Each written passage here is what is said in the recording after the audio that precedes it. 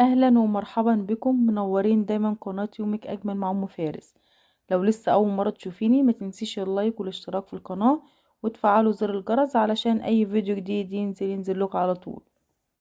دي طريقة الكنافة بالكريمة، بجد جميلة جدا وطعمها جميل. اتبعي كده معايا المقادير وتطلع معاكي مظبوطة ان شاء الله. معايا هنا اول حاجة هعمل شربات الكنافة.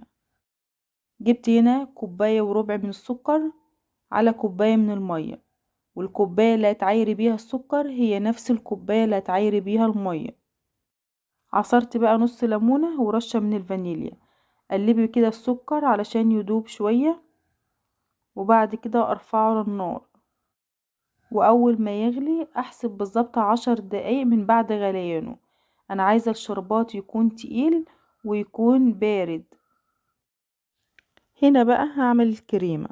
جبت كده نص كيلو من اللبن على معلقتين من السكر على 4 معالق كبار من النشا ومعلقة كبيرة من الكريم شانتيه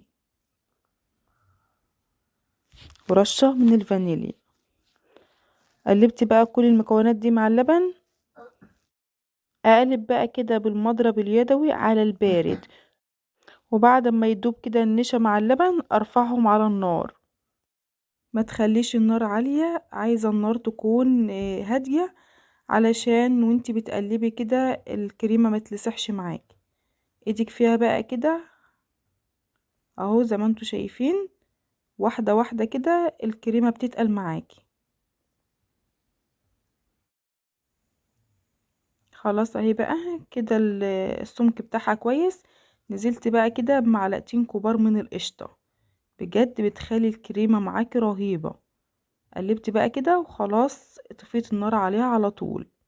كده جهزت الشربات وجهزت الكريمة. بقى جبت نص كيلو من الكنافة، طبعا دخلتها الفريزر اول ما جبتها من البقالة علشان اقدر اقطعها كده.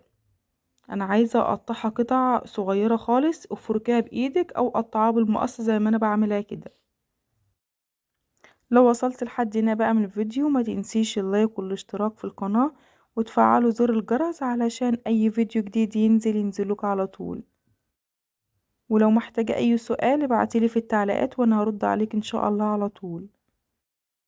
طبعا علشان الكنافة كانت لسه صبحة يعني ما لحقتش ان هي تتلج، انما لو كانت متلجة بايتة يعني في الفريزر بتفركيها تطلع معاكي كويسة قوي. بس انا كنت الوقت علشان هي لسه صبحة فبقطعها كده بالمقص. المعلقة الكبيرة اللي انتوا شايفينها دي معلقة كبيرة من سكر البودر. بجد يا بنات بتخلي الكنافة معاكي رهيبة، مش هتقدري تفرقي ما بينها وما بين المحلات بره. قلبت كده معلقة السكر في الكنافة، فركتها كويس كده بالسكر. وبعد كده جبت كوباية كبيرة من السمنة، سمنة بلدي او سمنة يكون نوعها كويس. قلبت بقى كده بسيت الكنافة بالسمنة. انا عايزة السمنة والكنافة يكونوا مبسوسين كويس.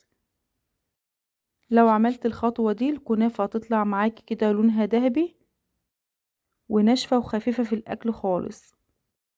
هي دي الخطوة المهمة في الكنافة، انك تضيفي معلقة سكر من البودر وكوباية السمنة تفركيها بالكنافة كده تخليها كلها شاربة سمنة. جبت الصينية بقى بتاعتي اللي بعمل فيها نص كيلو كنافة. طبعا كل واحدة فينا عندها مقاس صواني، بتاخد الكيلو بتاخد النص كيلو، يعني انت اللي عارفة الصينية بتاعتك. جبت الصينية ودهنتها كده سمنة ونزلت بنص الكنافة.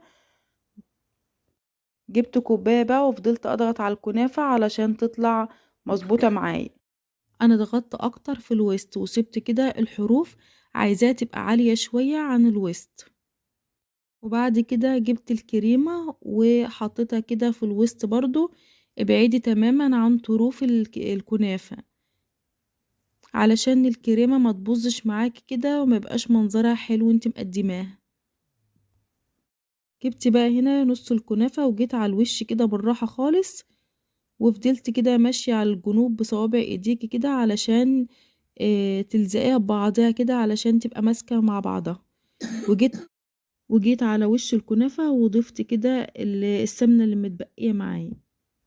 شغلت بقى كده الفرن على 180 درجة ودخلتها طبعا أنا كنت الأول باقلب الكنافة على الجهة التانية وأحمّر الجهة التانية، إنما لأ، أنا هنا والله ما قلبتها خالص زي ما أنتم شايفين، دي وش الكنافة ودي ضهرها. طبعًا والله بجد الكاميرا ظالمة لون الكنافة الحقيقي. أنا هاشغّل كمان الإضاءة وأورّيكم لون الكنافة بجد رهيبة. إيه الجمال ده! بسم الله ما شاء الله، حاجة بجد تشرّفِك في عزومتِك، وما تشتريش وما تكلّفيش نَفْسِك من برّه، يعني بأقل التكاليف هتعملي أحسن الحلويات في بيتِك، وأحلى من محلات بمليون مرّة من برّه. هنا أهو باقطّعها شايفين ولا الكريمة باظة ولا طالعة ولا المنظر مش حلو، بجد رهيبة. أهو شايفين؟ يا جماله، يا جماله على الحلاوة. جرّبوها بقى وهتدعوا لي وربنا يحسن ما بين إيديكم. ويا رب يكون فيديو النهارده عجبكم، واستنوني في فيديو جديد من قناتي يومِك أجمل مع أم فارس. وما تنسوش بقى اللايك والاشتراك في القناة وتفعلوا زر الجرس علشان أي فيديو جديد ينزل ينزلك على طول. السلام عليكم ورحمة الله وبركاته. باي باي.